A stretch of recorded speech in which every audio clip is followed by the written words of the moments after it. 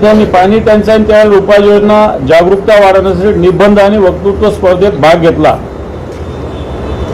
हा सगळा ऑनलाईन झाला। आमच्याकडे याच्यात काही भाषणं आलेली आहेत, निबंध आलेले आहेत। याच्यात 300 विद्यार्थ्यांचा सहभाग आहे।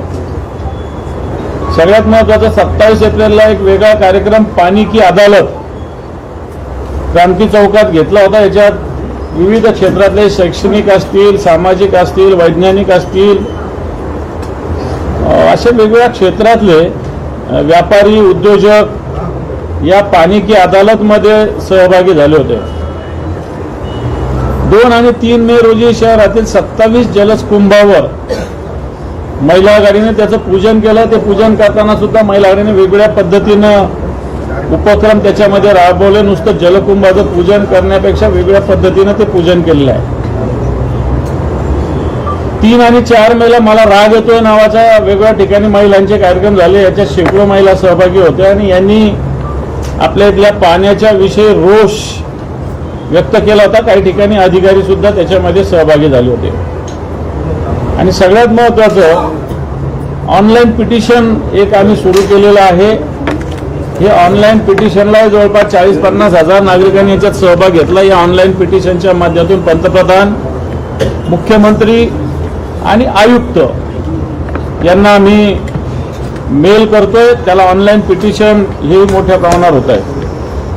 आता आम्ही आंदोलनाच्या शेवटच्या टप्प्यात पोहोचत असताना आज ठिकठिकाणी हंडे घेऊन एक पाण्याचा जागर माता भगिनींनी केला। रस्त्यावर सगळ्या ठिकाणी 5 ठिकाणी शहरामध्ये शिवसेनेनं असं आंदोलन आज एकाच वेळेस 5 ठिकाणी हे आंदोलन केलेलं आहे। आता उद्यापासून 9, 10, 11, 12 या 4 दिवसात या शहरातल्या 115 वॉर्डामध्ये आम्ही हल्लाबोल पदयात्रा करतोय। सकाळी 7 ते 10 आणि संध्याकाळी 5 ते 9 अशा वेळेमध्ये ही हल्लाबोल पदयात्रा शहरातल्या वेगवेगळ्या भागातून, मुख्य रस्त्यावर फिरण्यापेक्षा इंटेरियर भागातून, आता ही हल्लाबोल पदयात्रा याच्यासाठी आम्ही करतोय की या हल्लाबोल पदयात्रेमध्ये जे आम्ही चित्र शहरातले वेगवेगळ्या ठिकाणचे फोटोज पाण्याच्या प्रश्नावरचे काढलेले आहे, याच्या चित्ररथ राहणार आहे। या हल्लाबोल पदयात्रेमध्ये जवळपास 10 चित्ररथ आहे। त्याच्यामध्ये 4ही बाजूला वेगवेगळ्या पद्धतीनं पाण्याच्या भीषणतेचे चित्र लावले जाणार आहे। लाईव्ह, रंगवलेले नाही, जे शहरातले आताचे असे लाईव्ह जवळपास 40 चित्र त्याच्यात लावले जाणार आहे। त्याचबरोबर एक 3 मिनिटाचं ऑडिओ भाषण आहे, जे जवळपास या 4 दिवसात 60 ठिकाणी हे 3 मिनिटाचं ऑडिओ भाषण होणार आहे। कोणी भाषण व्यक्ती करणार नाही आहे, आम्ही रेकॉर्ड केलेलं भाषण आहे। आणि हे रेकॉर्ड केलेलं भाषण मुख्य चौकात असे 60 चौकामध्ये असं भाषण या पाण्याच्या विषयावर थांबून, ही पदयात्रा थांबून एक अर्धा तास, पाऊण तास, 1 तास झाल्यावर आम्ही चौक काही निवडलेले आहे। या चौकात पदयात्रा थांबेल, 3 मिनिटाचं भाषण होईल आणि पुन्हा पुढे चालेल। असे 60 स्पॉट आम्ही या 4 दिवसात निवडलेले आहे। पहिल्या दिवशी मुकुंदवाडी छत्रपती शिवाजी महाराजांपासून सुरू होणारी पदयात्रा अहिल्याबाई होळकर चौकापर्यंत पोहोचणार आहे।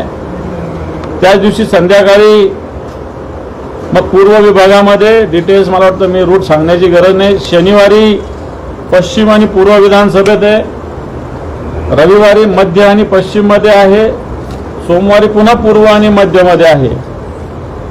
आणि समाप्ती याची चिकलठाण्यापासून होऊन वानखेडे नगर येथील जे महादेव मंदिर आहे या ठिकाणी होणार आहे। या यात्रेमध्ये रिकामे ड्रम्स ठेवले जाणार आणि सगळ्यात महत्त्वाचं परवा आम्ही एक रॅप सॉन्ग याच्यावरचं प्रदर्शित केलंय। मला वाटतं ते आपल्यापर्यंत पोहोचलं असेल। पाण्याची भीषणतेवर हे रॅप सॉन्ग आहे। या पदयात्रेत हे रॅप सॉन्ग पण वाजवलं जाणार आणि एक 3 मिनिटाचं भाषण, अशा पद्धतीने ही पदयात्रा आहे। आता 13, 14, 15ला आमचे पुरुष 30 उपशहर प्रमुख आहे आणि महिला 30 उपशहर प्रमुख आहे। प्रत्येकाला 3-3, 4-4 वॉर्डाची जबाबदारी आहे। आणि या 3 दिवसामध्ये प्रत्येक उपशहर प्रमुख पुरुष आणि महिला वेगवेगळे स्वतंत्रपणे हे 60 जण रोजच्या 3 बैठका घेणार आहे. म्हणजे एका दिवसात 180 बैठका, म्हणजे 3 दिवसात 560 बैठका हे आमचे उपशहर प्रमुख पुरुष आणि महिला मिळून घेणार आहे. त्याला संख्या 10 असेल नाही तर 100 असेल, त्याची चिंता करायची गरज नाही. एखाद्या कॉलनीत 10 जणांची पण बैठक मोठी होती, एखाद्या कॉलनीत 100 जणांची छोटी होत असते. आणि म्हणून त्याला संख्येच्या मर्यादा नाही, पण तो 580 पॉईंटवर आम्हाला पोहोचायचं आहे. आणि आमचे पुरुष आणि महिला या 580 ठिकाणी 13, 14, 15 या दिवशी पोहोचणार आहे. आता तुम्ही म्हणाल कशासाठी पोहोचायचं, तर हे पाण्याचं आमचं पत्र काढलेलं आहे तेवढंच वाचून दाखवतो. कुठेही आवा तवा भाषण आमचं नाही. आणि सगळ्यात महत्वाचं 16 तारखेला संध्याकाळी 4 वाजता माननीय आदित्यजी ठाकरे साहेब